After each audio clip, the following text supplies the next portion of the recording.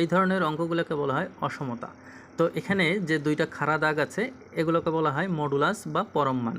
তো এই ধরনের অঙ্ক সমাধান করার জন্য মডুলাস চিহ্ন তুলে দিতে হয়। মডুলাস চিহ্ন তুলে দিয়ে এই যে অসমতা চিহ্নটা আছে লেস দ্যান অর ইকুয়াল, এর ডান দিকে যে সংখ্যাটা থাকে সেটাকে আমরা উভয় দিকেই লিখব, কিন্তু বাম দিকে লিখব বিপরীত চিহ্ন সহ, অর্থাৎ -2 less than or equal 3x - 4 less than or equal 2।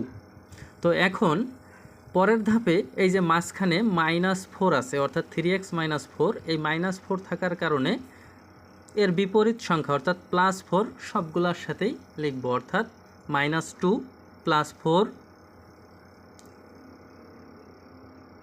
Less than or equal 3x - 4 + 4 less than or equal 2 + 4। এখন হচ্ছে 2 less than or equal 3x less than or equal 6। এখন x এর সাথে 3 থাকায় 3 গুণ অবস্থায় আছে, তাহলে আমরা সবগুলোকে 3 দ্বারা ভাগ করব, তাহলে হচ্ছে 2/3 less than or equal x less than or equal 2। তো এটাই হচ্ছে নির্ণয় সমাধান। তো ভালো লাগলে চ্যানেলকে অবশ্যই সাবস্ক্রাইব